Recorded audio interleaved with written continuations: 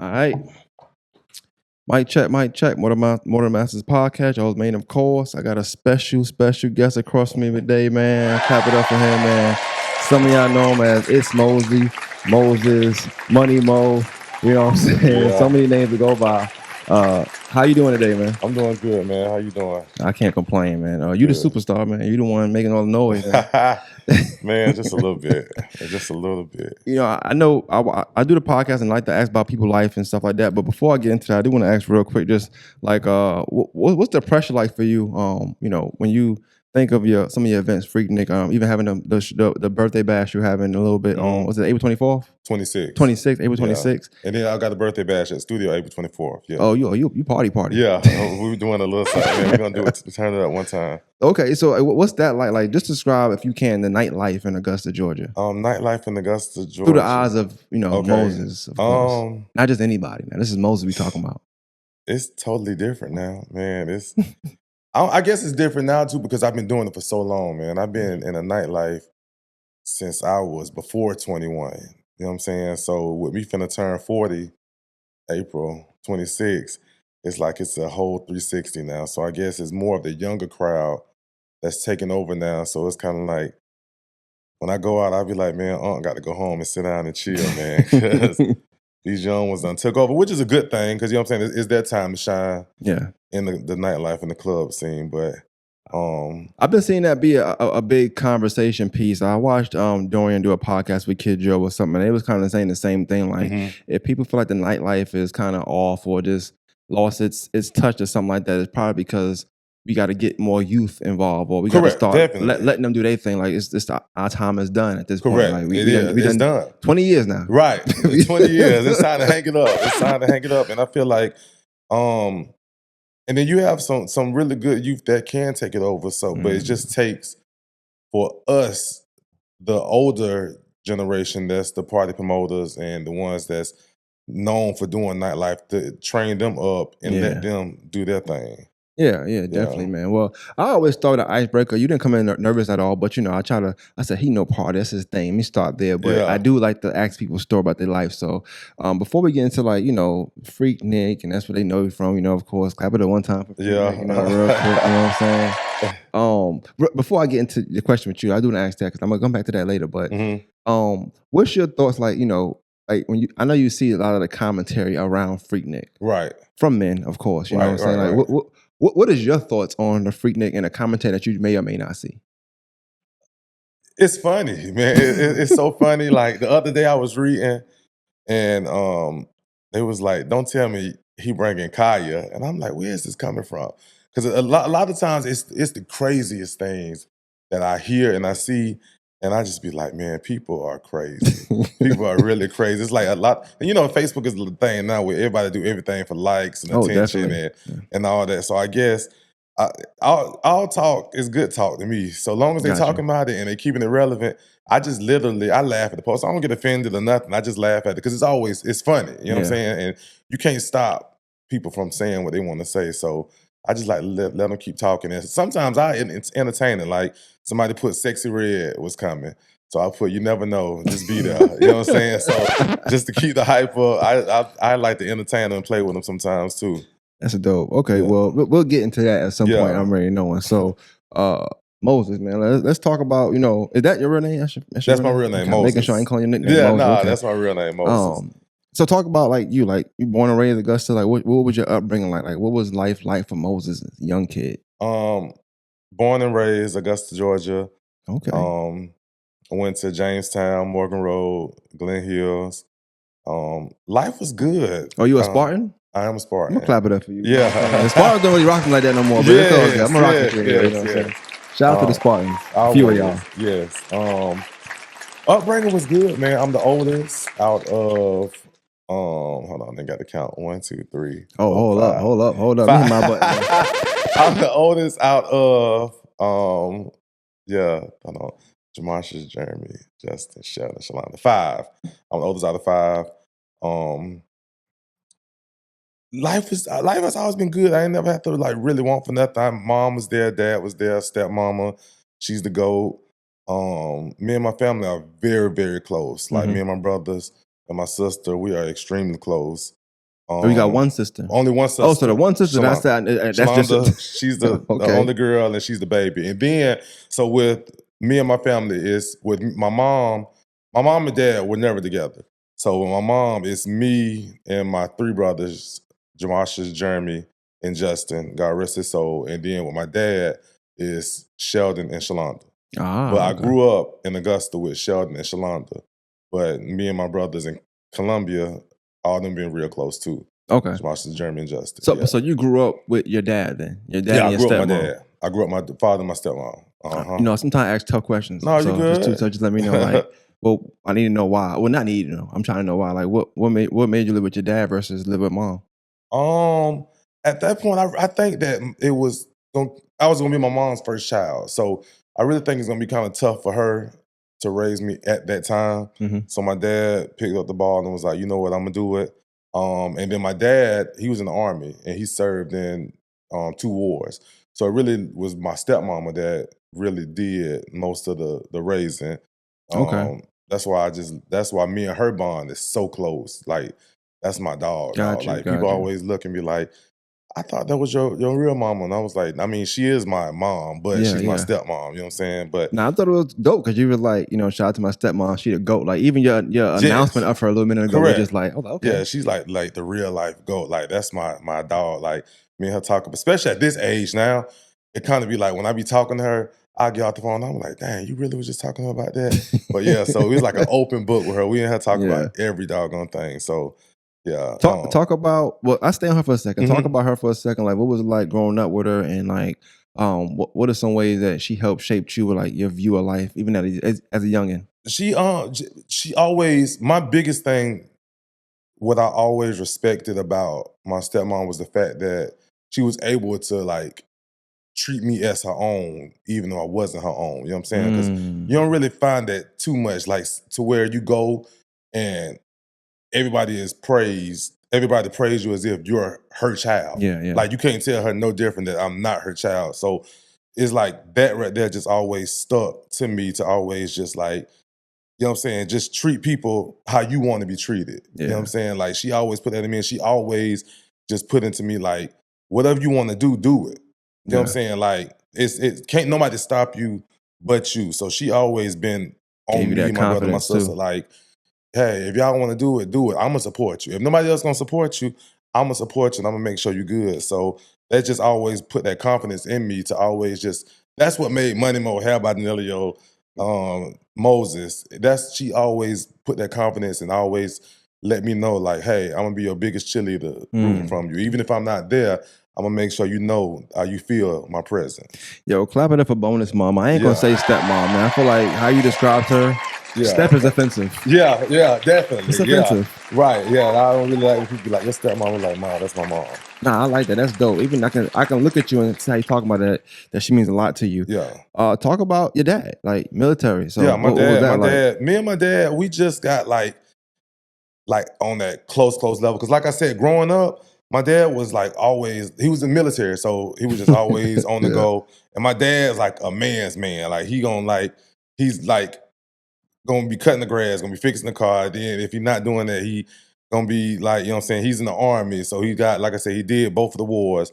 So it was just really just like me and my stepmom and my brother and sister or whatever. My dad was always there Providing. when it could be. He was a provider. Yeah. You know what I'm saying? So he did all that part. So me and my dad just got to like that close bond is like the older I got. You know what I'm saying? Because we able to talk more and like really like build that friendship and that father and son bond that we have now. Like, I guess the older I got. Because him and my brother, they were able to do it because by the time my brother started playing sports and doing all his stuff, my daddy was done with the Army like that. You know what I'm saying? So he was able to go to his games and do all that stuff more. Be more active, like parental-wise and support-wise. Yeah. Do you think that now that y'all older, like, do you think it helps that y'all have like an understanding of each other more now? Or yeah, definitely. Grown to accept each other more Correct. now? Yeah, definitely. My and my dad, he's always like accepted me. I think it was one of them things like,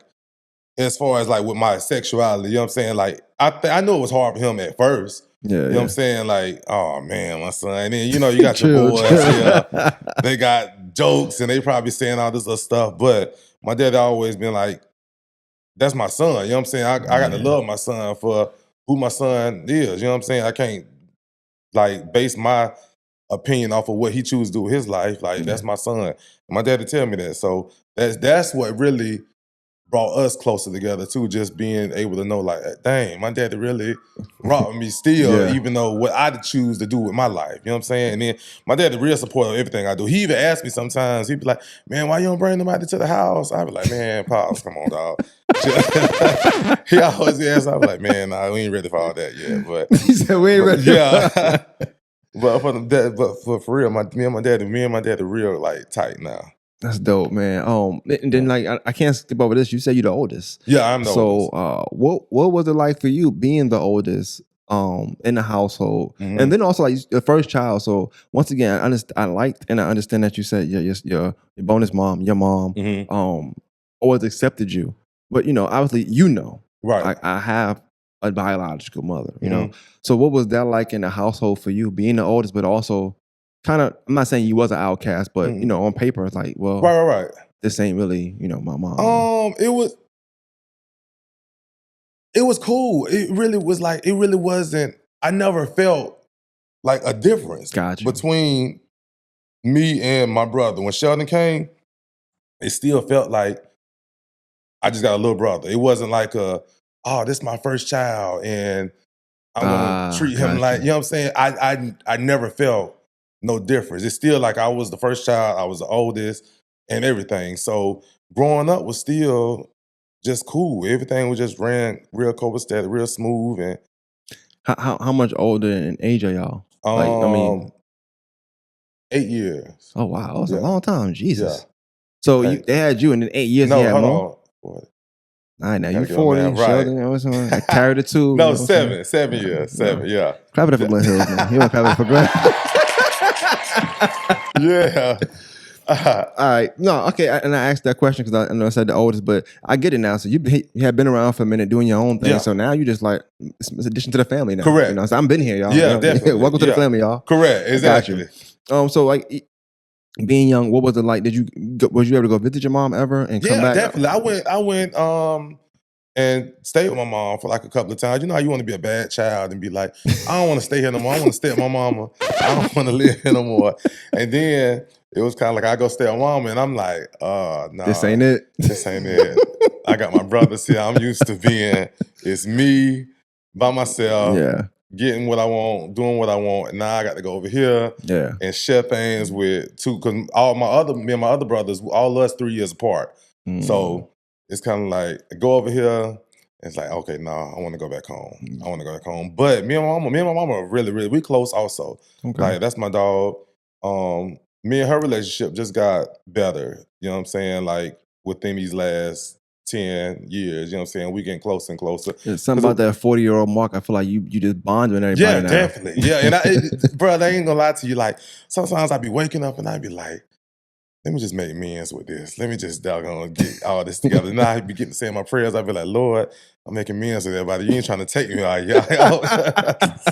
But for real, like, it's just something about having just that peace in your life now, bro. Like, just knowing like you can just go to bed every night and everything is just clear. Your mind is clear, your heart is clear, your soul is clear. It's just like you just got everything done. That's dope. Yeah. Like I know you say your relationship is getting good now. Like coming up, like the good thing is having a good environment you were living in, having a good home, having your own there. Did that ever play a thought in your mind, like you asking why I couldn't be over here, because I think sometimes we see it the other opposite. You'll see kids go with their dad for the summertime. Kids go with their dad here and there. Right. Not the opposite way around. So with you, it'd be opposite around. I just wonder, like, what was some thoughts going through your mind, even at an early age or young age or teenage age? It was always like it definitely was always a thought, like, why I'm not staying with my mama? You know what I'm saying? Why? Yeah. And it was more so, I used to battle with it, but then once I had those conversations and I got the understanding of, you know what I'm saying, everybody matures at different stages in different ages.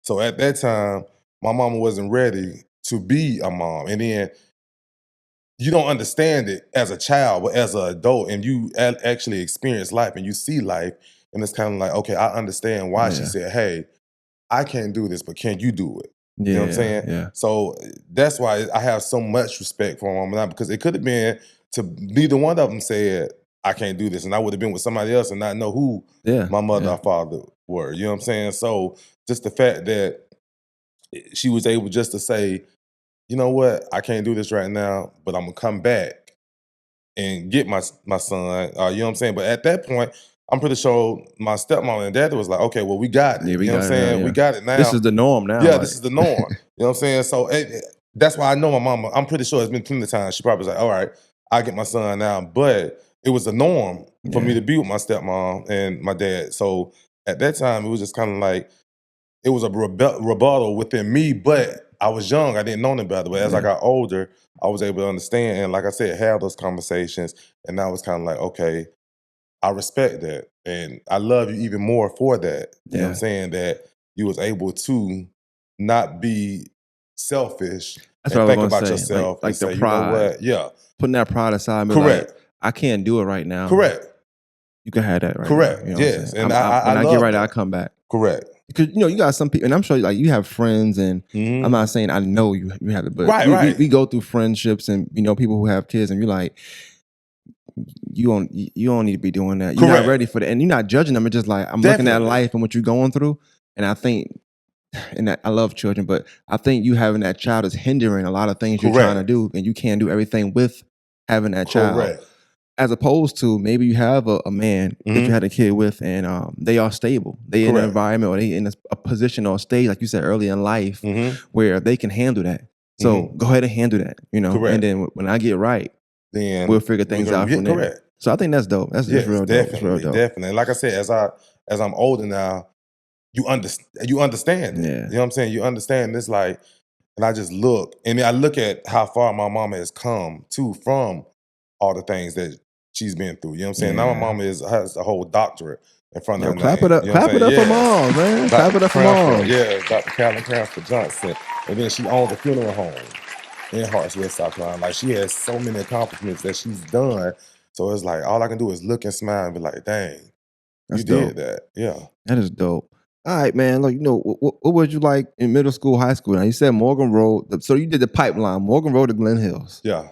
We ain't gonna skip past that now. Right. What was that like? what was Mo like? Everybody that knows me will always tell you, like, man, Moses has been the same since middle school. Like elementary, it's just always been like the life of the party per se. You know what I'm saying? I've always been like, tell it how it is, Moses. I've always been just like, okay, there go Moses. We know we can have a good time. We know we might get in trouble, but it's gonna be worth it. What kind of student were you? Like, did you play around? What was you like about your schoolwork? Like nerdy, or was you just like? I played around. School was fun. School was a party place. School was a party place. Yeah, school was like a party place. I used to get ready just to go to school, just to put on clothes and go and have a good time and do extracurricular activities. What you did? Like, what did you do? Like, so. Middle school, I didn't really do too much, but I did like chorus, band, art club, drama club, all that. And then when I got in high school, that's when I cheered 4 years. Then I did tennis, I did soccer. All right, hold on. Now I got hit my button real quick. All right, yeah. Let me start with the chorus thing. You can sing? I'm not gonna ask you to sing. I promise you, I'm not. Okay, I'm not gonna put you on the spot. I'm a blender. Like, I can. You put me with some other tenors or bass, I can hold the note. The note with them. Yeah, gotcha. Everybody has some chorus that can't really sing, so they say I can hold a note. Yeah, I can hold the note, dog. I used to be in Creative Impressions also too. Shout out to Trey. Oh, for real? Yeah. Oh, shout out to you. I was actually the youngest member of Creative Impressions. Oh, shout out to Trey, man. Shout out to you, man. Clap it up for y'all, man. That's what I'm talking about. You get some history in here, man. That's what I'm talking about, man. All right, now we ain't gonna skip past it now. 4 years of cheerleading. Like, was that different back then for you? It definitely. It was not for you, but just for society. It was something new for really the city. Everybody was like, dang, Glen Hill's got boy cheerleaders. But it wasn't just me. It was like, oh, okay, it was a bunch of y'all. Yes. It was a few of y'all. 8 of us, man. Oh, yeah, that was deep. Yeah, we was real deep. We was really, really, really deep. And then we set the trend. Of course, Laney tried to go do it the same thing. Then Josie tried to go do the same thing. And them really the only two that tried to get male cheerleaders. But man, we had the cheer game on lock. We had the cheer game all the way on lock. Like everybody knew about us everywhere we went. That's dope, bro. Yeah. What? And I have to ask you now, like, when you came home, say, "Yo, Pops, I'm a cheerleader." Well, I tried to hide it for a little minute. I didn't want to tell him. I didn't want to tell her at first.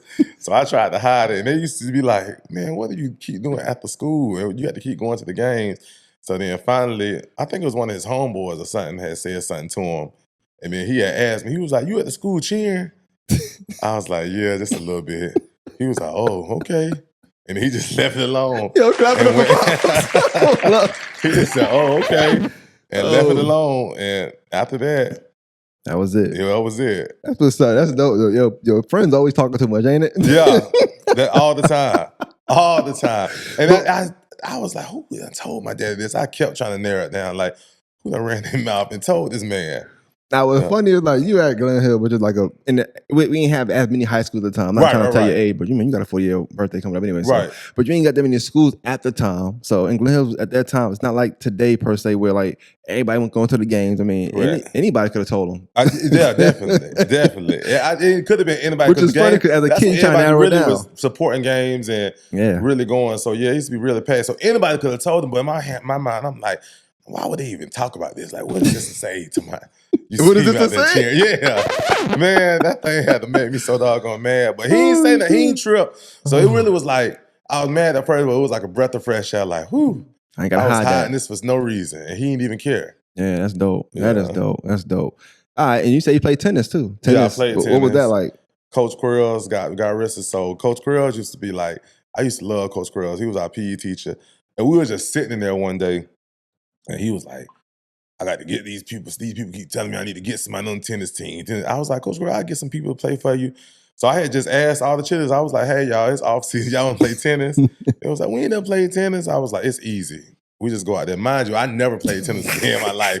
So for me to tell somebody something easy, it was like that. But we went out there, like we was the sorriest tennis team ever, bro. We ain't win not one game.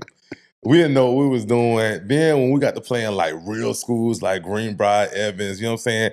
People that actually was trained for tennis, they was tearing us up. That's funny. They were tearing us up. So that was like a short-lived dream. I did that like I probably played like 3 games.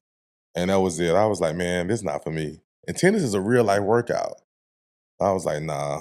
Tennis is crazy. You gotta go back and forth. You gotta have arm strength. Correct. You gotta know how to stop on a dime. Like, correct. And everybody know Coach Quirrells.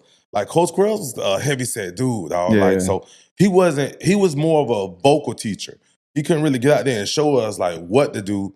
So we just had to go by what he said do. And clearly that wasn't working because we never won a game. we never won a match. Yeah, I'm blaming y'all. Clap it up for Quirrells. Yeah, for real. That's dope, man. So just talk about your time like at Glen Hills, and I like to walk down and stuff like that. But like, talk about your time at Glen Hills. Like, what class are you? And then like, what was that class like at Glen Hills? 2005. Oh, 05. Okay, yeah. That's when I can't know 06. Yeah. Okay. Yeah. It was a lit class. It was very, very, very, very lit class. Of course, you know, I was winning everything like best dress. Like today? Yeah, yeah. And it was really, I actually miss Glen Hills. Like, that was some of the best times I had in school. Yeah. Like roaming them hallways. A lot of bonds that I created, still have them to this day. Like my best friend Sierra, we met 9th grade and still best friends to this day, 20 plus years later. That's dope. You know what I'm saying? Like, if I can go back, like rewind the hands times, I always tell people I would go back to high school. Like, high school was so much fun, man. Like, and it taught a lot of valuable lessons. I got in a lot of trouble in high school, just doing like crazy stuff. I was just very sneaky. So I just like always every high school kid. just typical high school. But see, these high school kids are a little different now. They just really do like real dumb stuff. Like we did stuff that was dumb, but we weren't gonna have to worry about going to jail for it. It was kind of like man, are y'all stupid? It wasn't cameras everywhere, you know. Right, it wasn't cameras everywhere. It wasn't people recording everything. So right. So it was kind of like we had to do stuff, and it was kind of like stuff that your mom and daddy them probably did. Yeah. That's why they used to always tell you, like, you can't pull no sheet wool, whatever they be saying, over my eyes. Like I did this before. Yep. So you know what I'm saying? So it was just like dumb stuff we used to do all the time. But I really enjoyed those years. I tell everybody, because I talked to a lot of the schools, like the past 2 years I've been going to schools and stuff. And one thing I tell high school kids is like, and it's hard to tell them because I think, you know, I remember being in high school and like, you couldn't tell me nothing. I'm like, nigga, right, who are you? Like, are these older, younger, I respected you. I'm like, bro, it's my life, you know? Correct. But I be trying to tell them, like, enjoy these 4 years because not only are these the last years of life where people don't care about you for free, but this last years of your life where like, after this, it's real life. Real life. Life I don't comes care at you fast. everything costs after this. Bruh, life comes at you so fast after that. But I don't think you understand until you about 26, 27, 32, 45, whatever. And you're like, damn, I missed it. Like, I should have took my time. Like, why I rushed to get older? You know? And then even for me, I was too cool for school guy. So like, I didn't do a lot of things. I wish I did now. I'm like, man, I could have learned how to do this. I could have, you know, had this conversation. I could have, you know, experienced this embarrassing moment or something like that. Just, it's embarrassing in the moment, but later on in life, it's funny. Right. It builds character. Correct. You know? So, yeah, like even you, I feel like a lot of times people, and I'm not saying people like you like in the gay thing. I'm just saying like a lot of times people like, that's why I like Pride so much. I feel like depending on when you necessarily became proud, the cheerleading story, I think that's dope because like you still did it. Right. Not knowing how your dad was gonna react. You just went ahead and did like you had the gall to say, I want to do this. I'm gonna do this. Correct. And I'll deal with the consequences later. Right. And then later that sets you free a little bit because it's like, look, I'm already cheerleading. Like, what now, come on, you know. Yeah, definitely. Don't be stupid now. Come on. Correct.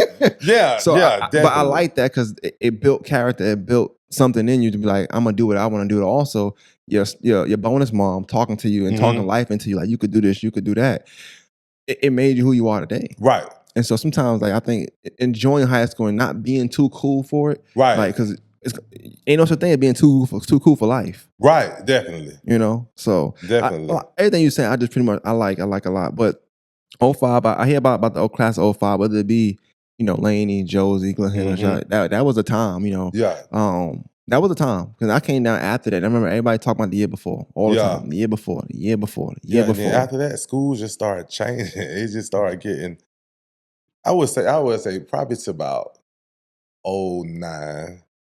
And after that, it's just like it's a new age at that point. Age. Yeah, new age. Just like a new age. Yeah, because even when I was in high school, it was the thing to play sports. You know what I'm saying? Like you didn't have to go begging people to play basketball or play softball. Like it was the thing. Like if you made a team, if you made any sports team, because your goal was to get a varsity jacket. Yes. And get as many patches on it as you can. They don't even wear them no more. Right.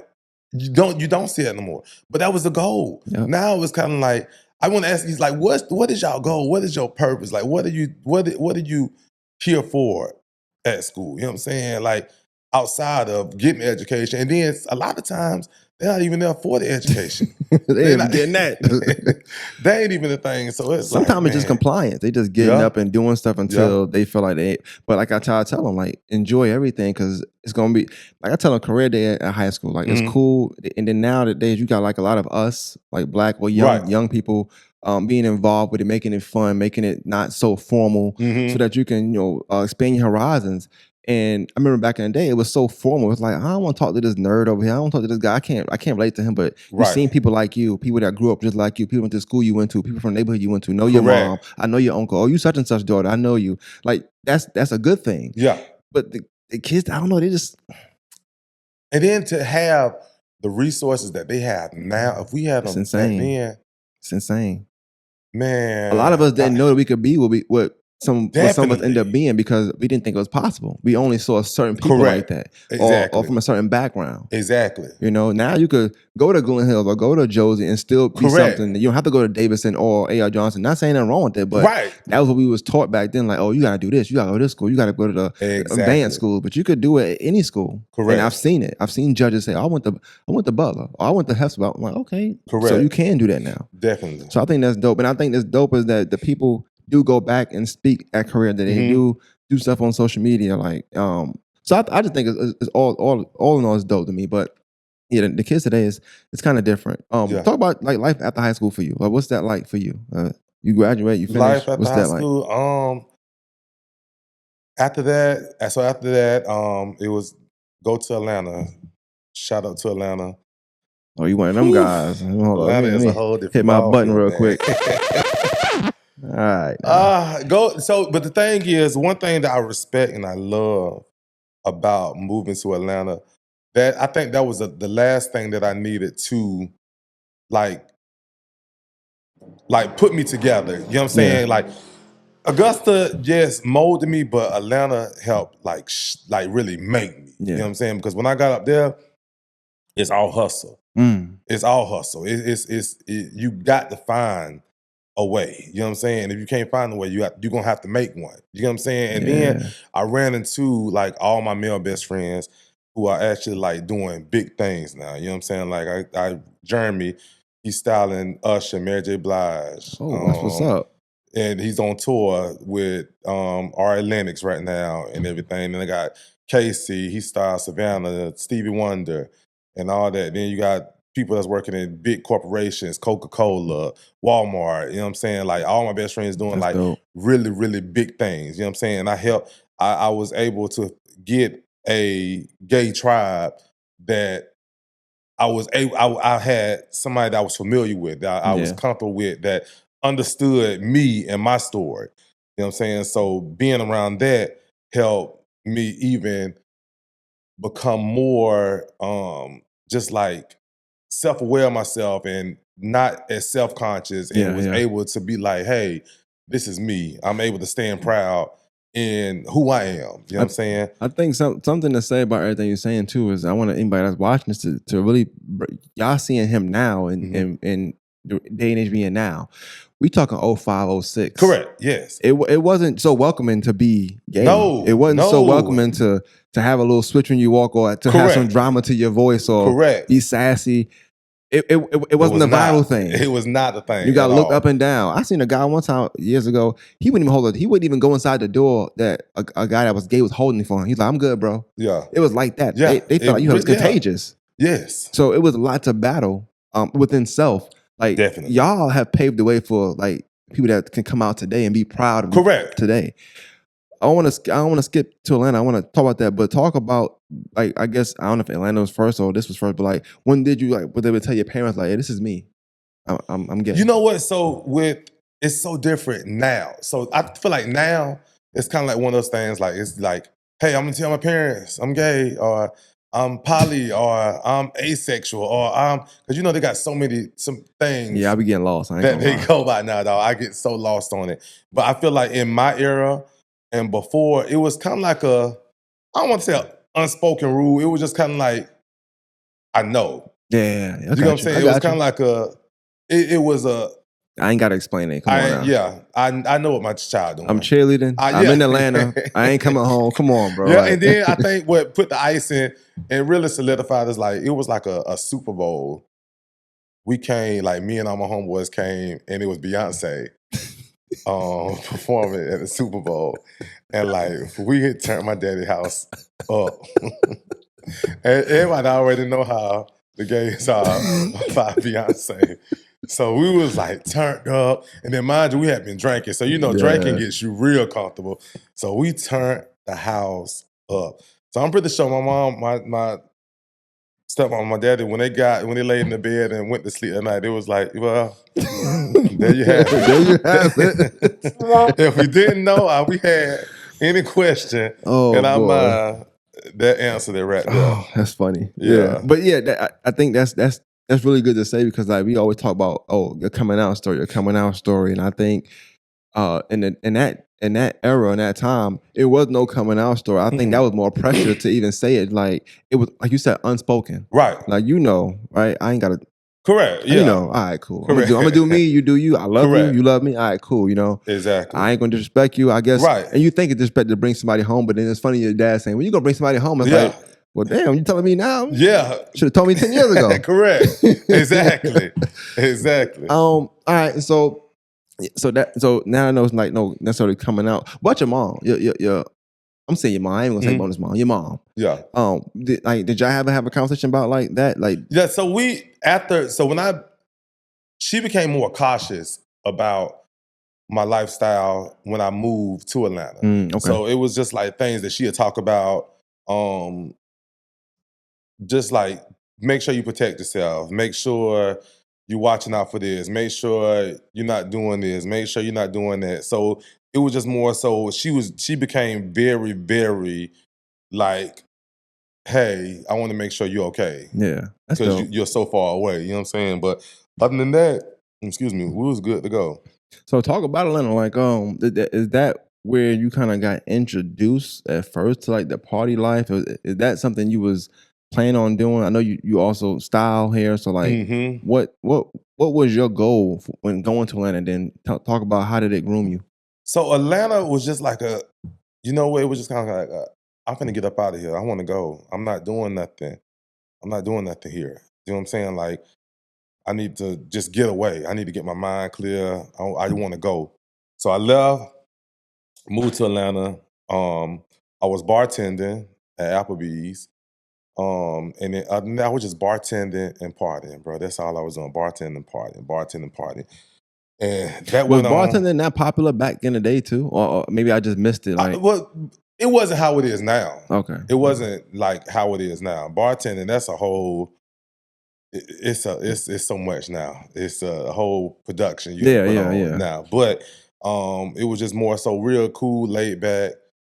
Just go there, get your money, go on about your business. So I did that for a little minute. I would have actually still been in Atlanta to this day, dog. But I had a little friend I was cool with. She ended up saying that I drove her car to work. So when I drove her car to work, I ended up getting in a car accident. When I got in the car accident, she ended up telling the police that I stole her car. Oh, damn. Yeah, so they ended up getting me for Grand Theft Auto. What? Yeah, bro. Like, GTA is crazy. Yes, they ended up getting me for Grand Theft Auto. When they got me for Grand Theft Auto, I got locked up, Fulton County.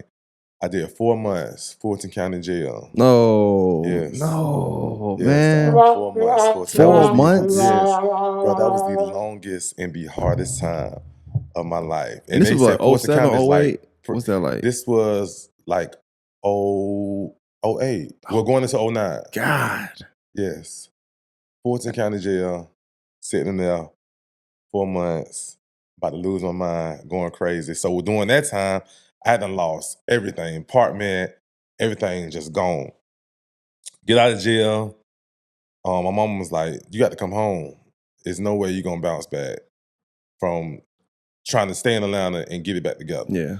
So I came back home. I always wanted to do hair, but it was just something, again, like, and if I could tell anybody, give anybody any advice in the world, it would just be, just do what you're going to do, or have that conversation that you feel is going to make anybody else feel uncomfortable. Because every decision that I've done, or everything that I've done, and I held myself back worrying about what my dad was going to say, or what my mom was going to say, or how my people was going to feel. When I did it, they were so proud.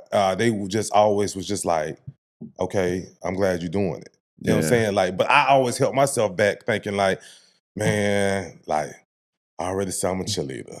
Now I done brought my homeboys down here. We done turned up in the garage. Now I want to go do hair. You know what I'm saying? So it's like, God, dog, where you going? And then when I decided to do that, he was like, son, I'm proud of you, man. Do what you're gonna do. I'm proud of you. What you want to get a shot? You want to do this? Like, he was more excited than me. He was like, okay, so what we doing next? Like, that's dope. You're gonna get your own salon, you're gonna do this, you're gonna do that. So I was like, nah, let's calm down. I'm gonna just work. I'm working salon, and then we're gonna take it from there. So yeah, I came home, started doing hair. Went to Georgia Institute of Cosmetology. After that, I started working with my cousin Kay Turner. Me and Kay Turner. I went to school with Kay. Yeah, me and Class Kay of Turner 08. was Clap working. for me and Kay Turner, man. Yeah, Class of 08, Kay man. Turner, the biggest. Yo, shout out to Kay Turner real quick. That's my homie, right? But I always tell people, I say, hey, man, to appreciate Kay Turner today, man, you gotta know Kay Turner. Yes. Oh my God. Rough, Kay, cool. She was so cool in school, Turner. But Kay about it, man. Kay is about it. Yeah, Kay Turner, she's the one, man. For real. But she opened up a shop on Rosa Road. When she opened up the salon, she was like, hey, you gonna come work with me? I was like, yeah, let's get it. Ever since then, I started working with her. I always did nothing but hair and bartending. So I was blessed to just like, everybody was like, I'm gonna go to Moses. Well, they call me Hair by Danilio. I'm gonna go to Hair by Danilio, and ever since then, I just took off. Where that name?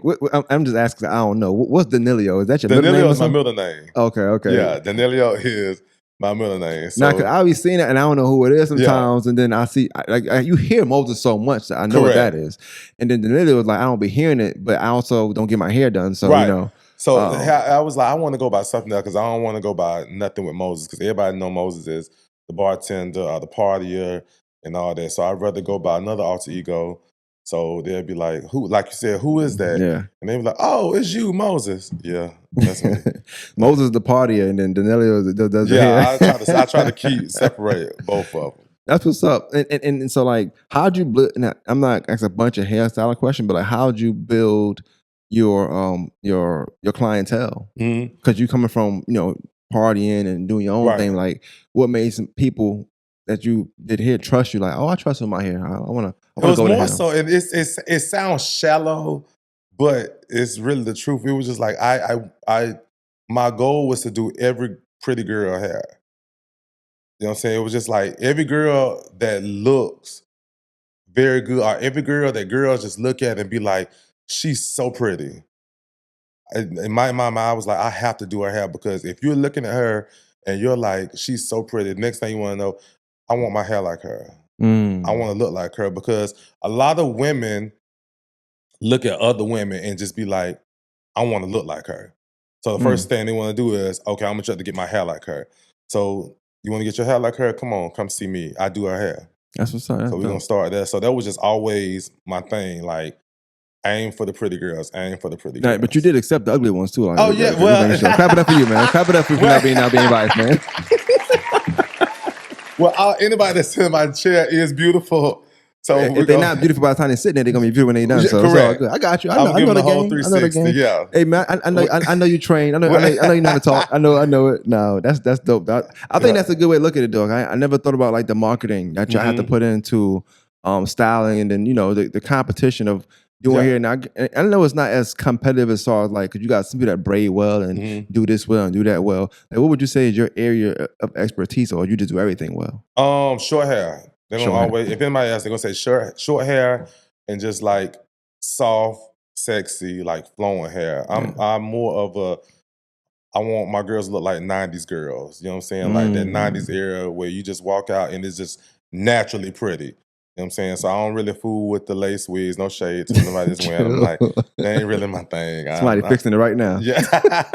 I don't really rock with the lace wigs and all that. I'm more of like anything that's going to look natural, and I want people to just be like, dang, she is beautiful. So when they be throwing them 90s fine party, they need to come see you. Correct. Then I got you. All the Clap time. it up. Clap it up for Moses. 90s fine party. Come for Moses. All the time, man. Okay, that's dope. And then so, you're doing here, you bartending. Just speak a little bit about the bartending life too. Like, what was that like during that era of you, not necessarily 05, but when you came back home, what was bartending like then versus like now? Bartending was... So my thing is, I never really had like competition in the bar world. You know what I'm saying? Because it's always... Money Mo was like the only male. You know what I'm saying? It was I was the only male in the game for so long. You know what I'm saying? You mean just in Augusta, or just like in Georgia? Just around this area. Got you. You know what I'm saying? Because there wasn't nobody hiring male bartenders. Because it was kind of like males on bartend, so people weren't putting them in no club. You know what I'm saying? So it was real easy. Go in there, get your money, go on about your business. You know what I'm saying? The game switched up once they got LaTasia Hill, Turbo. Oh, shout out to Turbo. Clap it up for her, man. Clap it up for her. I hear a lot about it, man. The game did a whole 360 once she started. Like, now you have somebody like the old school, me, Princess, Stacy, Janae, all of us, where we just going. The only thing we had to make sure is I had like me, make sure I got a haircut, make sure I look decent, then make sure they had makeup, make sure they had done, go serve a drink, boom. Then you got Turbo. She gonna backflips, twerk, jump on the bar. She gonna serve the bar. She gonna go outside, make sure they serve, go over here, make sure they serve. So then when people see her customer service and what she's applying and what she's doing, they looking at everybody else like, step it up. Y'all ain't gonna do the same thing? So then if you ain't jump on board, that money just steady decreasing. So you got Turbo making thousands, everybody else start making 200s and 300s. Got you. You know what I'm saying? So that was when I was like, you know what? I got to jump on the train. I got to start entertaining these people. I got to start partying, laughing, playing around. You know what I'm saying? Doing all this. So I will say the difference now is it's more of a, you have to be more entertaining to your guests because they feel like, hey, what am I giving you money for? Rather than back then, it was kind of like, hey, okay, you look nice, boom. Got you. Yeah. That makes sense. And I don't drink and all of that. So when I've been hearing these stories, I'm just envisioning it, you know? So I hear a lot about it. I've been in them scenes, but when I don't be watching, let me see how they bartend. I don't be doing it. I'll just be chilling, you know? But it's funny you say that because you say like, you know, at the time it was, you kind of ran it, wasn't that many, or wasn't any like really guys. Right. So when was it okay for like guys, and even straight guys to like say, I'm gonna start bartending, I'm bartending. And like, when did you say that lane opened up for guys to go ahead and bartend? It really started opening up probably about 5 years ago, 5-6 years ago, it started opening up and they started giving guys a chance more, you know what I'm saying? Because it's kind of like, okay, so it's not that bad to have a male bartender. You know what I'm saying? Then more guys became interested in doing it too. You know what I'm saying? They realized that it's not just a female job. Yeah. And then they seen the money that was made. You know what I'm saying? The money that you can make. Because a lot of people look at it and be like, ain't no bartenders making no money like that. And I'm here to tell you, bartenders can make 6 figures alone. That's dope. Just 6 figures alone. And I'm telling you this from not what I've heard. This is what I've seen. Big money. Big money Mo, man. Wrap it up for him, man. Come on, man. Talk about it, man. Come on, man. Y'all see the teeth? Come on, man. Come on. He ain't smiling for no reason, man. Come on, man. Right. I mean, it takes hard work. You have to build yourself up to that. It don't happen overnight, but it can be done. You know, because I know you from like, of course, the parties and stuff like that. I did a podcast interview with Radiq, and I remember he was saying around the same time, I guess after 09, somewhere in there, you had this big party you threw, and he said he came back, he asked you, what return you made, this, that, and third. I don't know if the return was what he wanted you to say or what he thought you was getting played or taking advantage of. I'm not sure. And so did bartending lead you into nightlife as far as like the throwing of parties? Right, it did. Okay. It did. It was more so like, dang, Moses, all these people coming to see you bartend, you might as well have a party. You know what I'm saying? You might as well have a party. So, and then like Radiq said, Radiq is the one that started putting me on parties because I had a birthday party. It went crazy. Like, it was bananas. Had a party and of the century? Radiq was like, bro, how much you made off that? You know what I'm saying? Like, not to be in your business, but what you got? I was like, I ain't getting nothing off of it. He said you said something like, I got a section. Or yeah, like, I got a section and a bottle. Bro, section and a bottle. You know how much they made off this party? Just off your name alone. So I was like, nah. So he was like, nah, bro, don't do that no more. Don't do that no more. So then he took me probably like 2 weeks later and threw a party and put me on the door so I can get money from it. So ever since then, it's just been like, I've been throwing parties. How dope is that, like, to have somebody maybe that, look like us as a black guy to care enough to be like, hey, look, I don't want you to take advantage of. I'm gonna show you the game. Like Correct. this is how the game goes. Definitely because I'm sure that. there's people who rather not show the game and be like, I'm just gonna pocket off you. Correct. I'm gonna get your bottle in your section. You good with that? Right. Because I guess because Rodique is the type too. Rodique see longevity in something. You know what I'm saying? So it's kind of like, I'm not finna let this man get played like that and it become a shortcoming, because sooner or later, I'm gonna realize what's going on. It's gonna be like, man, I don't even want to do this no more. Right. When rather you can take somebody up under your wing and say, you know what? Let me show you what you should be doing, what you can be doing, and how to do it. You know what I'm saying? And Rodique is like that with a lot of people. It's funny because when I interviewed him, one of the things I noticed is how passionate he was getting, speaking of people that I could tell he loved. He had love for. You know what I'm saying? Yeah. And he lived. I mean, he from the struggle. He lived the struggle life. He had to learn on his own. I'm sure. Had to transition from being a hood guy to try to do business, and that's hard when you're in customer service. It's hard to turn the cheek. It's hard to because a lot of people don't want to. We live in a world that is so crazy. It's kind of like you can just do one mistake. You can make one downfall. You can just one thing. People would forget all the good things you did and just try to hold on to that one negative thing that you did. And it don't even have to be nothing big, just this one bad thing you did. You know what I'm saying? So it's kind of like, okay, yeah, Rodique messed up, or yeah, he did this. Let that go, because that's under all these other things that he done did. He done fed the homeless, he done fed the streets, he done put numerous of people on, he done gave to this school, he done gave to that school. Like, that man has done so many positive things for the city, for his community, for his peers. You know what I'm saying? Like that. People will stick on that one thing. They'll be stuck on one thing, won't let it go. And then that get him. And see, I'm more of I don't give a.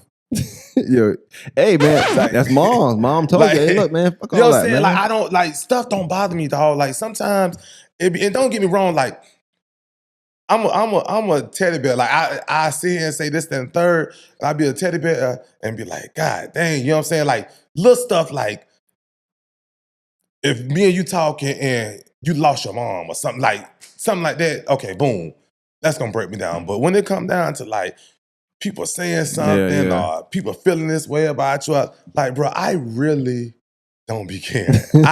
Stuff do not get to me at all. When it comes to something somebody is saying about me, bro, I literally, people, it done got to the point now, people don't even bring it to me. They'll be like, man, Moses ain't.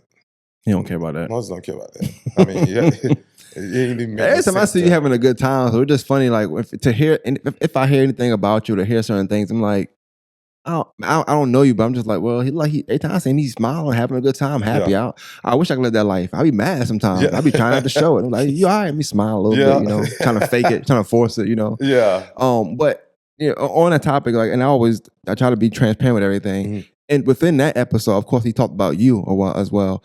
And he said, came home, man, always looked out me, had me driving this car, this, that, and third. He said, hey, man, already, they gonna say you gay, man. They gonna say you gay. Yeah. I think he broke it down good, but like, I guess from your point of view, one, how did you call that? How did you know that they would say that, first of all, like that'd be a rumor? And then two, what was that arrangement like with you for you at that time in your lifestyle? So it's more so, it's like, just like in this community. And then I just speak on myself. I'm a very private person. You know what I'm saying? So when people don't know something, they're going to make up something. Oh, definitely. So, exactly.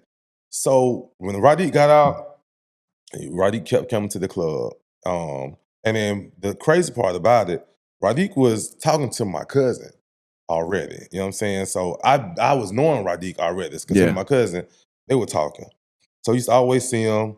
What's up, bruh? This, that, and third. So we was always coming back and forth from the club. Mind you, I had just moved back home too when he just got out. Got you. So I was like, bruh, we were sitting there drinking, talking. I was like, bruh, I'm ready to I'm too old, man. I'm 20, I think about like 23. staying at my mama's house. I was like, this ain't gonna work. This ain't it. You know what I'm saying? Like, I'm coming in, and then even though my parents went trip, but it's still like, you got to have respect. I ain't trying to come in 4 o'clock, 5 o'clock in the morning. Then, of course, like I got a military daddy, even though he ain't tripping on you, but he's still getting up, crack of dawn. He want to clean, morning long. Bro, I can't deal with you this. You can't sleep. Yeah, can't sleep. I'm trying to sleep. He cutting the grass. He keep opening doors, seeing if you all right, everything good. Y'all, I'm good. So I was like, bro, I got to get up out there. So he was like, man, I'm trying to get my own spot too. So I was like, bro, what we can do is we can go in and then go find one of these like little cheap little apartments. Both of us get our feet together. You know what I'm saying? Get everything together and gone. So then we end up doing that. For that, I said, bro, I'm telling you now, first thing gonna come out people's mouth. Man, Moses and Radiq got something going on. Moses and Radiq doing this. Moses Radiq was like, bro, I don't care. I said, I'm telling you now, this is what's gonna happen. Bro, I'll be dog. They seen Radiq driving that red. I had a red Pontiac. They kept seeing him try that red Pontiac. Here you go. Moses and Radiq messing around. Man, y'all are tripping, dog. That's my brother, bro. Like, that's my brother. But I think that negativity ain't do nothing but bring us closer together. You know what I'm saying? It just just made us more knitted. You know what I'm saying? Like, bro, I used to always say, like, bro, I ain't about to worry about that, man. He was like, man, I ain't worried about you, ain't worried about it. Bro, I don't care about that. You know what I'm saying? Cheers. Take another shot. You know what I'm saying? Because I'd rather be the one getting talked about than the one doing the talking. You know what I'm saying? So got you. I just let whatever they say just flow off their tongue. No, I mean, that makes a lot of sense. He kind of said the same thing too. Yeah. Like around that time. And I guess too, because like, I guess I'm gonna ask you, like, why do you think society is like that? Like why do you think people feel like, you know, a guy and a straight man and a gay man can't live together? Bro, I still can't even put my finger on like what the problem is. You know what I'm saying? Because I always question that self. I ask that question too, like, oh, why can't they even be best friends? You know what I'm saying? Like, a lot of my male best friends are straight males. You know what I'm saying? And it's always been a battle with them and that, because it's be like, their girlfriends be like, y'all sure y'all just, man. And that gotta be like, it's hard when your girl trying to question, like, exactly. Hey, don't piss me off, bro. Like, for real. But I don't know why society feels like because of the sexuality, they can't be cool. Because I be telling people, like, at the end of the day, I'm still a man. You know what I'm saying? The only thing is, I prefer to talk to dude. He prefer to talk to female. Other than that, that's the only difference that we have. You know what I'm saying? Other than that, it's still the same. I mean, I'm not going into this with you, but I definitely think the only thing I can think of is like DL culture, of course, like and what people may have been through. Because you got some people who actually have firsthand experience with DL culture, and it's like those are some of the ladies, men, whatever, that didn't think that was that. Like, oh no, it's not my man. Then it was. It's like, oh so now you're thinking every man is like that too. And then you got friends, you know, and then it's spreading that way. Or you know somebody who knows somebody that's secondhand. So now you feel like, because he was like that, everybody gotta be like that. So I think it's a slippery slope. So I could see it. But when I don't know, I'm not necessarily from here. So when I'm learning stuff like that, I'm not knowing that. I know Radiq from just her from the South Side. I know a different version. So when somebody said, "Oh, he got done," that's not rumor for real. This is me just telling him I'm interviewing him. Right. I'm like, oh, okay. I asked him about it. I don't know. And he brought it up himself. Like, I didn't have to ask him. He's like, hey man, that gay shit, man, that got to me. I ain't gonna. He started scratching his forehead. Like, so I mean, I get it, but during that time, it seemed like y'all was able to catapult y'all careers into like, now he got Status Bar and Lounge. You throwing these big parties. You're still doing your hair. You got Freaknik. You know, so y'all whatever. Y'all was able to do while y'all lived with each other and grow and learn from each other has got y'all way out today. Correct. So, correct. I see it's a bonus, but I mean, I guess people gonna have their own opinions on stuff anyway. But I ain't gonna lie, when you down on your laugh, bro, like, and I don't think people been there sometimes. I definitely could see taking the cheaper route. Now today you couldn't do it because ain't no such thing as a cheap apartment. It ain't. It really ain't. You might as well stay with mama. You better stay with mama. You might as well. Yes, definitely. You might as well just stay there and just thug it out and deal with the lawnmowers and the getting up early and all that, because there's no such thing as the cheaper route. But If you can, I say do it. Now I be sometimes wishing I can get me a roommate now, dog, because paying that doggone $1,900 a month. It's insane, bro. Like, Bro, how can we live? It's tearing me Anybody up. living with just one job, like, I applaud No. you. I don't see how people live with one job. I don't think they living. Some people get up and just go to work. Yeah. They don't eat. Yeah, for just real. get up and go. I know it's hard out there. I know it is. All right, so I want to talk about, like, so you started throwing the parties, and now you know the business. So you still bartending, you do your hair, but you throwing parties here and there, you make your money. At what point do you say, yo, I think I'm the guy that should like start a Freaknik in Augusta, Georgia? Like what? When did you get that idea to want to do that? So Freaknik wasn't even supposed to be Freaknik, dog. Freaknik was supposed to be. It wasn't. As a matter of fact, it was never no Freaknik. Freaknik never was in the question. So what it was 6 years ago. I was sitting. I was like, man, I don't want to have no party in the club. I'm tired of partying in the club. Well, at that year, I don't want to have no party in the club. I just want to have an old school kickback, like real 90s vibe, boys in the hood, in the backyard, and we just sit there and we just chill, have a good time. Everybody was like, man, Mos, that'd be dope. That'd be so dope. So I hit up Keisha. I still just want to do it over the top. So I hit up Keisha Grant. I was like, hey, I want you to turn my godmama. Not Keisha Grant? No, huh? Not Keisha? Yeah. Oh, clap it up. Clap it up. Yeah. Wait, Butler High School. Clap it up for her, man. Hey, man. You got some ghosts with you, man. You know what I'm saying? Clap it up. Clap it up. I hit her up and I was like, hey, I want you to turn my godmama backyard into like a whole 90s situation. I want like the rainbow umbrella tents, the lawn chairs, all that. She was like, okay, yeah, I can do that. So I hit up Donna. I had them playing all this before I even hit up Donna and was like, hey, I need to use your house for something. So, because I knew she was going to say yes. So I called Donna. I was like, Donna, I want to use your house. She was like, why you want to use my house? I was like, because it's in the hood. She hate when I say that. She was like, I don't stay in no hood. I don't stay in no hood. Mind you, she stay on Fenwick Street. But that's the hood, yeah. She got her. But she just has a nice house in the hood. So, long story short, come day of the party, getting everything together.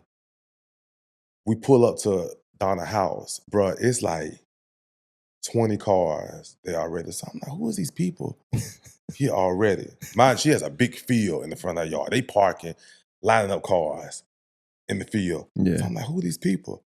So somebody comes to the door and was like, oh, we here for Moses' party. So she was like, oh, it don't start till 3. So they was like, okay. So they went back. So I guess they went and told the other cars, party don't start at 3. So, bro, the party starts. As the night go on, the backyard is like filled with probably about 100 and something people. Damn.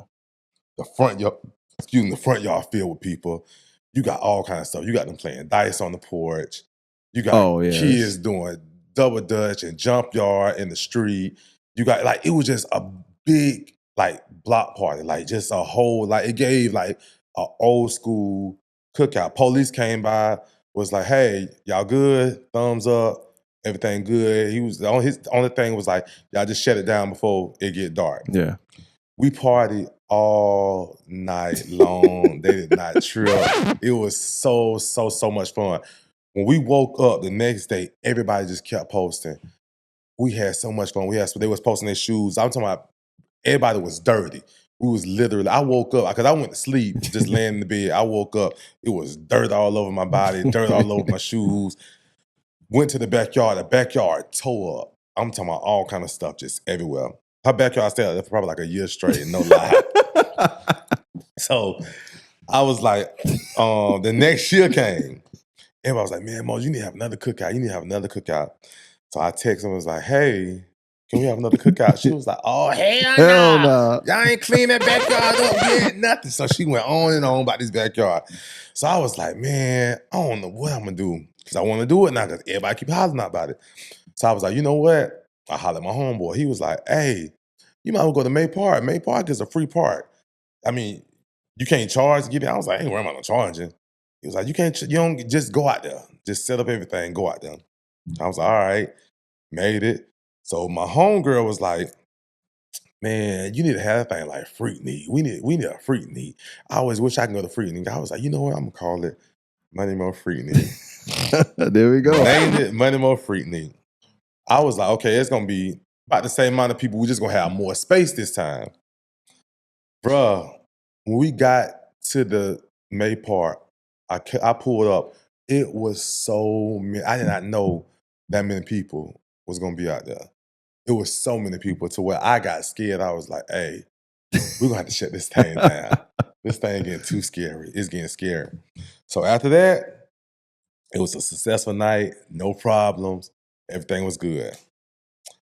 Next year, I was like, all right, we're gonna try it again. May Park was like, oh, nah, we're not doing that. We're not doing that. There was too many people out there. If you're gonna do it, you got to have insurance. You got to have this. You got to have that. You got to have that. So I had to go. Now this one, it started getting pricey. Yeah. So I was like, hey, this thing getting pricey. I can't be free this time. I can't. Yeah, I got to get some money from something. So I was like, you know what? I just like do vendors. If you want to come out there and sell stuff, I let you sell stuff. That'll help me pay for the police, the insurance, stage. Now I got to get real sound, like all this stuff I got to get. So that ended up being that. Another successful year. So after that, bro, I was like, you know what? 3 years now. Yeah. I was like, bro, this is getting too big. It's getting big and scary. Like, it's getting big and scary. So then, year 4, they was not messing with it. They sent me on the run. May Park sent me on the run around. They said, okay, you had 10 police last year. You need to get 20 police. Everything double. You had $100,000. You need to get $1 million covering rate. You got everything just started doubling. So with that's doubling, that's more money that I got to pay. Mm-hmm. So then that's when it was just kind of like, oh man, this thing is becoming a headache because I got so much to do. Then you got to deal with these people because they saying, oh, he want to charge for this, he want to do this, he want to do that. But it's kind of like, hey, I want to do this because it's like I done started something for the culture and I want to keep it up. So you know what I'm saying? Like everything can't stay free all the time. You know what I'm saying? But I do think, just not to cut you off, but I do think one thing that you're saying that a lot of people don't know is when you start throwing these events and to have a highly, not just successful, but a highly successful event, it comes with a lot of cost. A lot of people know how much it costs to get $1 million insurance for if something happened. It may not, but just in case, it's so many people here, I gotta have it. That's a very costly kind of insurance. Yes. 20 to go from 10 officers to 20. Yes. That's paying each person over time. $75 an hour. That's insane. You know, people complain about $30 haircuts. All right. But man, you know, so it's a lot that goes, and that's just a bare minimum of what we talk about. Financial. It's still other stuff, you know, that you got to pay. Stage, sound, and you wanted to look and feel bigger and better each year. So now I'm investing into more to make it better for you guys to experience as well. Correct. Yeah, but everybody don't think like that. They just like, well, it was free last year. Correct. So then after that, they sent me on the run around. I was like, you know what? I'm done. I'm done. I can't do this. This is a headache. It's my birthday. I don't never get to enjoy my birthday. It's like I can't do it. I can't do it. So then my best friend Jeremy, the one I told you, stylist, that was after Jermaine Dupri them did Super Bowl. Yeah. He had styled Jermaine Dupri, Usher, and all them for Super Bowl. So they called me that night, and he was like, "This is my best friend. He do a Freaknik in Augusta, this, that, and third." Jermaine Dupri was like, "Oh, damn, that's dope." So, you know, Jermaine Dupri, so there, Freaknik, I know all about that. He was like, "Man, I want to come down there and do something." So he was like, "I know you're making money off of it." So yeah, well, nah. I'm looking stuff like, nah. He was like, "Man, what?" So my best friend, he was like, "Man, Moses, there's no way you can do this again and not make no money off of it." Yeah. So I was like, I don't know what to do. So I sat down and I was like, you know what? The only thing I can do is go to to the fairgrounds. But see, my thing is, I was thinking like, I don't think they'll let you run the fairgrounds. But everybody was like, yeah, they'll let you out the fairgrounds. So I was like, all right, call down to the fairground. Talked to the lady. She was like, yeah, we heard about Freaknik down at the May Park. So I was like, in my head, I'm thinking, Lord. They're like, yeah, we was expecting like, you. Right, exactly. So I'm like, man, she finna try to text. She gonna be like, nah. She gave me the numbers. I was like, all right, I'm finna pay the deposit right now. Let's run. Oh, big money mode. Clap it up, big money mode. So after that, everybody was like, I thought you weren't doing it no more. I was like, yeah, I'm gonna do it. Last time, one and done. I'm done with it after this time. So that's when I called Aisha. I was like, Aisha, I need your help. It done got too big for me to sit here and try to do this by myself. Like, I need you. So Aisha, she like, okay, I got you. What you need me to do? I was like, Aisha, I love you, my friend. But working with me is totally different from friendship. She was like, I got you. I can handle it. I promise you. Aisha probably got cussed out. No lie, I love Aisha to death for this. Aisha probably got cussed out last year every day from, we start playing the Freaknik like October. From October to April, Aisha probably got cussed out every night. Every night I cussed Aisha out. I just had to give her a hug until how much I loved her after that thing finally ended. Oh, boy. With Aisha, I'm gonna get back to the story about Aisha. I tell Aisha one thing, and Aisha's mind is so big. So she'll be like, okay, I know you said this, but we're gonna do this. This is how we're gonna do it. That's how Freaknik end up having 3 performers. Okay. Because I said, I'm gonna just do one person. I'm gonna do Rich Kids. Because that's just gonna set it off. That's my era. We're gonna turn it up like that. She was like, okay, I think we should do Trap Dickie.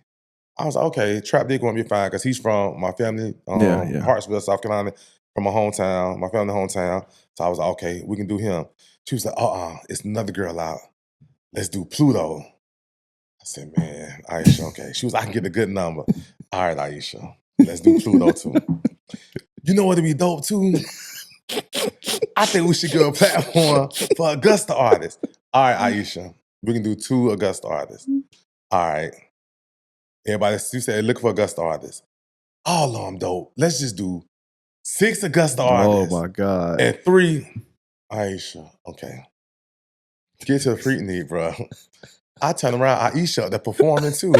I'm like, man, what is going on? Yo, clap it up for Aisha. She said, get 5, I'm 6, nigga. Exactly. But I love that girl. But she makes sure everything happens for me. I love her that she makes sure everything happens for me. But man, adding to what you said real quick though, because what I didn't mention is like, we were supposed to do this last year. Now, of course, the day we were supposed to do this, money had passed away, so understandably there. But I remember her really wanting you to get. She said, "I really want him to come on your podcast." Yeah. I'm like, hey, he the draw. Whenever he say he ready, I'm ready. This is Money Mo we talking about, right? Right. And so I'm like, all right, cool. Whenever you're ready. But then one day she hit me. She was like, hey, look, and I could tell she was mad too, because she always nice-hearted, kind soul, mellow. She sent me a text. I just read it in a mean voice. She was like, hey, look, right now, it's just too much going on, too much attitude and stuff. I said, she can't curse. So when you say you cursed out, she probably was like, you know what? Hey, man, look, not right now, man, because this nigga tripping. So shout out to her, man. But I love Aisha. And then Aisha really handles like everything for me. So this go around, I told her like, anything you want me to do, because last year, it was just a lot. Because like I said, it was bigger venue. Then we done added on all these artists. Then, of course, I got to make sure everybody's safe. So I'm adding on all these police. Got to get security. Then we got more vendors. Then we selling tent spots. Then we got a car show going on. Yeah. Then like it was just so much going on. And then I got Aisha helping me. And then on the top of that, she want to say, hey, I want you to do this podcast and then do this podcast. Now I need you to go do this photo shoot. Now I need you over here to do this video recording. Now I need you to come over here and take this and do this. So I was like, Aisha, listen, hell no, I'm not doing nothing. I can't do it. I'm finna lose my goddamn mind. You got me doing too doggone much. She was like, Moses, please just do more than mass. I said, Aisha, I can try it, but I can't promise it.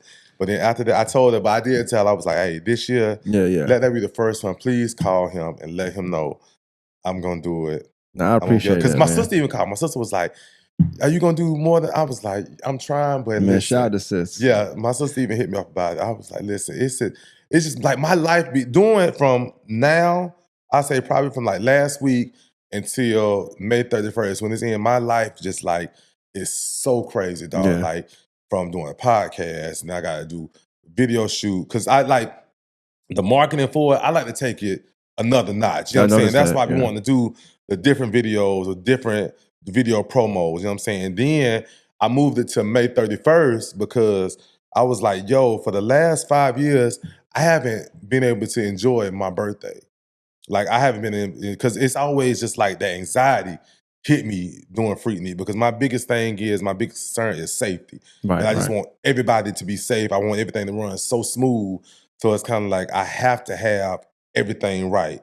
So worrying about all that, I don't even get to enjoy, hey, it's my birthday. You know what I'm saying? So I was like, this year, if I do it, I'm moving it to the summertime. It got to be moved to summertime because so typically it's in April. My birthday. Typically it's in April. It's in April. So it's now always my birthday weekend. Oh, more sweating now. It'll be hotter. It's gonna be a lot hotter. Yeah, but you can enjoy it now. I can enjoy it. Yeah, I mean, yeah, it's still gonna be real smooth. Everything will run good, but I can like not have to worry about, dang, I ain't get to enjoy my birthday. Yeah, so I can just stress that one day and just be done with it. Nah, I think that's dope. And then like I like, so like last year was when you had it at the fairgrounds, correct? Yeah, I remember taking my daughter to the park, May Park. Mind you, this is my unawareness. Yeah. I'm like, why is so many cars out here? Yeah.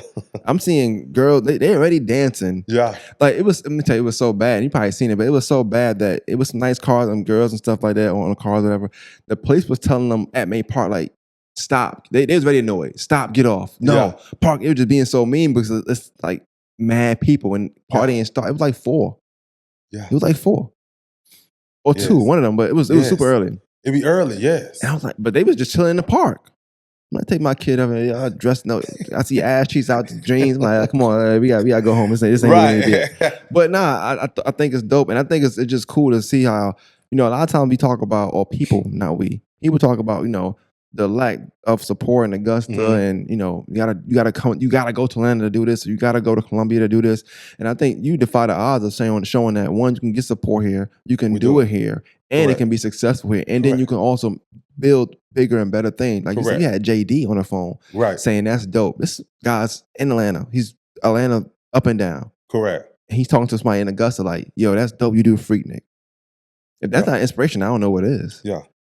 So I think that's cool too. And I never see you complaining. Like, I do want to, now I say that, you never complain, but I do want to talk about how I think it might have been last year where like, and even this year I seen you say something about it, like the ticket issue, like the fact that I guess it's not free. Right. Like, did that ever like deter you like, damn, it's only this amount of money. Like it's what y'all paying ain't near what I gotta, what I gotta dish out. Correct. For y'all to have a good time. And how like who do you speak to in that moment where you're able to conduct yourself as a businessman, to not like lash out or get upset or feel away about some of the things you see from people have enjoyed and will enjoy and will still come to this event? It's just more so, I really a lot of prayer, and that's not even being funny, dog. It's a lot of prayer, man. It's a lot of prayer. A lot of times before I speak, I just ask God to control my tongue and let me speak words from Him. You know what I'm saying? So, if I don't have nothing to say, I shut down. But if I am gonna say something, it's gonna be more on a like, hey, y'all, come on. Yeah. Like, make it make sense. Yeah. If you can make it make sense to me, then I say, you know what? Forget it. You know what I'm saying? But you're telling me that you don't want to pay $5. All you're paying is $5 to get in, and you getting a whole concert, and you partying. Experience. You know what I'm saying? Like, it's just you finna have a good time. But then you're going and say, we don't got nothing to do in Augusta. Augusta's so boring. You got to go this place. You got to do this place. You got to do this. And you having it right here, and it's just $5. Not only that, I have to add that you did it years prior. For free. So it's not like it's not like you don't know it's not like you spending a mystery $5. You know what we doing here. Correct. And if you got to pay now, you know it's better than before. Correct. You need to give me 10, 20 if you're feeling, like you're going to have a good time. Correct. So yeah, once again, better than me, because I'll be like, hey, you know what? We could not do this at all, bro. Like, we cannot do it. I could do something small and have a good time too. But see, sometimes that's what people want. Definitely. That's what they want. You know what I'm saying? That's what they want you to give up and say, nah, I ain't gonna do this. Or nah. The only reason I always tell people that I don't want to do Freaknik no more is just the fact of it's kind of like, man, I'm finna be 40. I don't want to be walking around talking about Money Mo Freaknik and I'm still going out and they saying, oh, you the Freaknik man. Freaknik man is crazy. Yeah. I hear that all the time. They be like, oh, you the Freaknik boy. Are you the Freaknik man? I'm like, y'all, come on, my mama right here, man. Even though my mama nobody, because she be the, you know what I'm saying, turned up. But it's like, yeah, man. Come on. My name is Moses, but I appreciate y'all so much. Thank you. But it's just, I don't want to have that Money Mo tag on it. You know? Yeah. So Freaknik probably will be around some more, but I doubt it would say Money Mo Freaknik. Yeah. Money Mo cousin, Money Mo friend. Yeah, you'll be a part of it somehow. You can't have it without you, but I do think you'll have your imprint on it somehow, some way. Yeah, definitely. Even if helping with getting the event started or correct. You know, you might be the, you know, Aisha knew this. You might be just getting things done, you know, so who knows? But one thing I asked about it, because there'd be a lot of talk about it, and I have conversation with people about it. People like the, you know, it's not Augusta thing. It's a small town thing anywhere in the world. It's not just Augusta. But people have this mentality like, okay, well, if you in such and such profession, you shouldn't be at Freaknik. You shouldn't enjoy yourself if you're a teacher. You shouldn't enjoy yourself if you know, do X, Y, Z. This is you. Now, what's your thoughts on that? Because the crazy, so everybody that come out there, and I hear that all the time. They be like, hey, I want to come, but I don't want to be out there because they wearing this, that, and the third. Listen, you don't have to wear that. It's really, I'm not gonna say a family event because I say 21 and up. Yeah. But you can be 40, 50, 60, come out there. My mom and daddy come out there. Okay, but they shout out to the parents. On the side. You know what I'm saying? They not, it's up to you if you want to walk around and get in the mix of them dancing and twerking over here and doing whatever they doing over on this side. You know what I'm saying? So it's kind of like, it's like a family cookout. Yeah. You know what I'm saying? Like you got your aunties and uncles, they're gonna be sitting up on the carport on this side, and then you got your cousins, they're gonna be doing what they drinking on the other side. So it's really a separation of ages out there. I think, and I haven't been in on that, but when I see it online or when I think of kind of what people are going to do there, I think you get a multitude of people that go. I've talked to somebody who went, and they tell me like,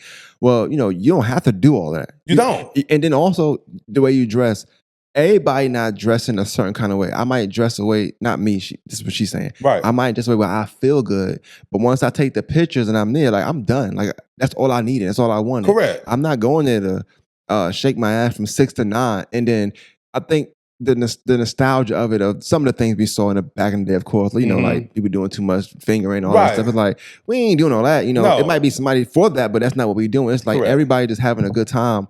And they're having a good time in different ways. You got some people that are going to drink too much. You got some people that ain't going to drink enough.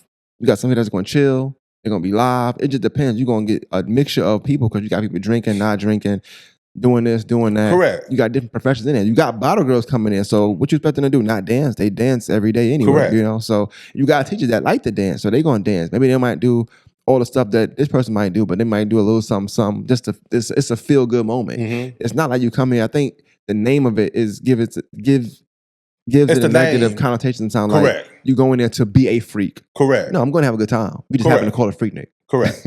Correct. And that's just the name. And then you have everybody, like, you had the sheriff, Gino, on stage. Clap it up for you, man. Hold up real quick, man. My man, Keys to the City is crazy. All right, we're going to start there. I like that. I ain't never been no hate. I was like, okay, shout out to Money Mo, man. Yeah, man. How did that feel? Keys to the City? Yeah, it felt good. It felt really, really good. Special shout out to Jordan Johnson. Man. He always been an advocate for Freaknik. You know what I'm saying? He's just always been like, I love Jordan, bro. Shout out to Jordan. You doing something positive for the city, and I never seen the event ran by one person and has not had not one issue one time, and you going on your 6th year.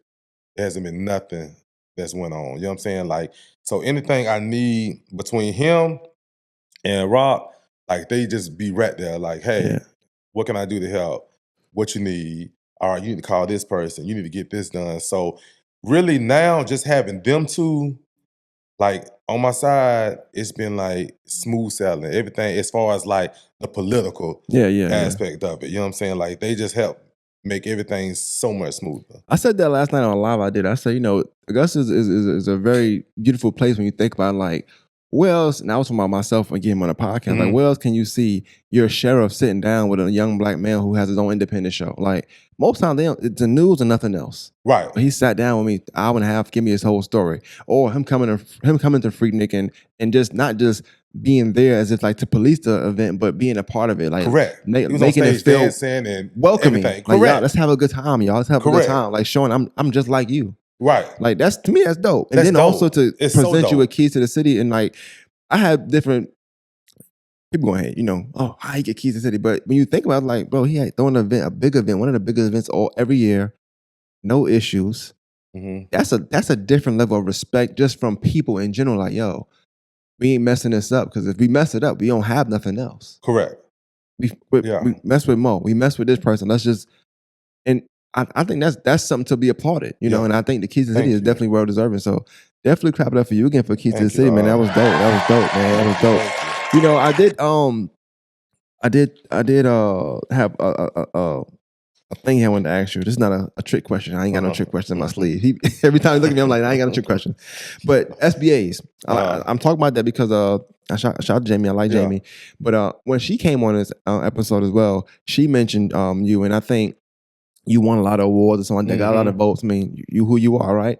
And she was like, I don't know the name. Like, who is such and such? And then, but it's so funny how like after you win on the awards or you win and you rack up, people like, oh, only her friends won. It's like, I didn't even know, man. I didn't even know cuz until like, Like with Jamie, me and Jamie didn't get introduced to each other until, like she said, SBA. She wrote me and she said, hey, do you know who Money Mo is? I was like, I'm looking at it like, girl, what? That's me. I was like, that's me.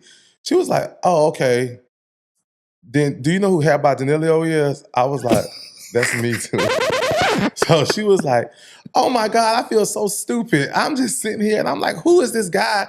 They keep putting his name. I was like, yes, that's funny. That's me. So I really feel like SBA is like well-deserved awards. You know what I'm saying? It's not just her friends. It's not because it's even was a category to where you can write in the name. And she was like, Moses, like, listen, your city loves you. Your city loves you. I was like, man, are you serious? She was like, yeah, your city loves you. So that's why even this year I told her, I was like, I don't even want to put my name on the ballot. You know what I'm saying? Like, I don't know how to, I don't want to say give somebody else a chance, but no, that makes sense. Like, that makes sense. You know what I'm saying? Like, hey, I'm gonna back up and let somebody else take the crown. I had a theory, and you let me know if you agree with this or not. Well, as my SBA sits behind you, by the way, I also won on the writing, so clap for me winning the writing. You know what I'm saying? City winning the writing is not easy, right? Because you're not even you're not on a ballot. They just they're like, oh, I see them, but you should win. Correct. But anyway, I was talking to somebody that hasn't won an award yet like that, but they just starting out, and I was like, for me, I won a few. I'm cool with it. I love it. I appreciate it every time. However, I don't mind people coming up and winning because I know what it does. Sometimes it puts you in overdrive. It makes you want to go harder. It makes you feel appreciated. I said, I'm already there. Like it's nothing. There's no other award that can make me feel like I'm that guy. I feel that way already. Right. I feel like what I do a good job at it, and I'm gonna continue to do so. I'm gonna work myself and get better without an award. Somebody else may need that before, or they're gonna stop. They're gonna feel like it's to no avail. So I wouldn't even say like let them win. I just feel like it's also giving them that boost and also giving them that recognition. Yes. And I think it's cool. Like I said, I wouldn't want to win something 7 years in a row. It's cool to do it. Don't get me wrong, but it's like, all right, like I'm cool with somebody else. I'm cool with us spreading love. Because once I win one time, I'm already that. Yeah. So I won podcast today. I feel like I'm already that. Yeah.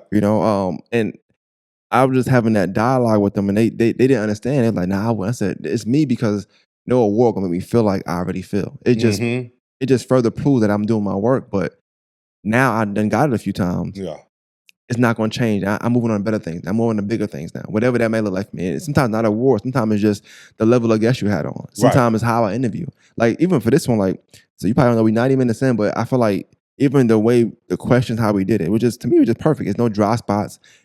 Every part of the interview so far is something they want to hear about. Yeah. Whether it be from your childhood, whether it be from, you said you talk about going to jail. I ain't even to jail. Yeah. Like, you know what I'm saying? I even bring that, like going deep into that, but I just feel like every part of the interview, and that's an award to me. Gotcha. Like the fact that I was able to have you in here, we never met each other before, sat down, opened up, talked about stuff. That's a skill to me. Like we strangers, technically speaking. Now we not, you know? So, but that's a skill to me, you know? Everybody not gonna open up to everybody. You've done interviews. Everybody is not as good at listening and asking a follow-up question. Correct. Those are awards to me. And last but least, if I wanted to win an award, I'll just go buy a very big award if I wanted to. I thought about doing that, but I told Jamie, "You okay if I do that? I'm not trying to mess you up. Just act like somebody gave it to me, you know, and see what happens." You'd be amazed that everybody how they clap for you. Yeah, they'll clap for you. But sometimes people, like I know, and it's funny you said like, "Well, let somebody else win." I think sometimes you have to do that because people will start to not want you to win anyway just because you're winning too much. Yeah. Sometimes winning too much looks bad to some people, so it's like, "Oh, I want to vote for you. I'm gonna vote for such and such because you don't deserve this." Yeah. And you'll see that for no reason. You're right. You know? You're absolutely correct. You will run into that.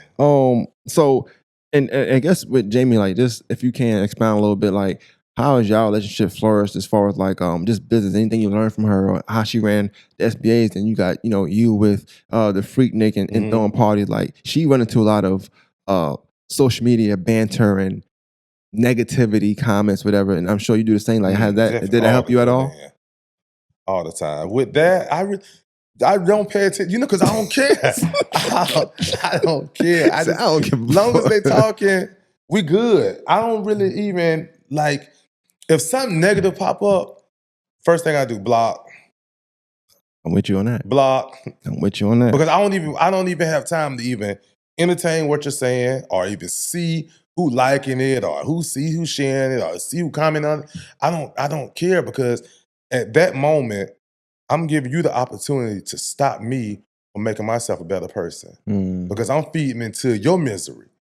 Because you have to be a miserable person to sit behind, because it's never behind nobody's page that's real. It's always a fake page that has something to say. So that lets you know right there how miserable you are. So I'll be damned, dog, if I sit here even be combative with somebody that's behind the page. So I'm not even finna bring that into my life. So I don't even pay attention to that. But as far as with Jamie, she's like the marketing guru. Like, just to see how she can just turn. Now, see, Jamie would turn a negative into a positive, just flip it, a whole 360. You know what I'm saying? Like, and I look at her and I be like, damn, that girl don't play. She don't. Marketing genius. Like, genius. So I look at that and it pushes me and it gives me like that drive. And it's like, okay, Moses, step it up. Yeah. You know what I'm saying? Step it up. Like, I love to see people hungry for their craft and hungry to be a perfectionist, even though that's impossible to be. But just I striving just for love that. people that strive for that. And I think she's one of those people that's like, she eats, sleep, and breathe everything she has a hand in. And I love that. Nah, that's dope, man. Shout out to Jamie, man. Yeah, shout out to Jamie for real. I love that. So cool, man. I just got a few more questions I want to ask you.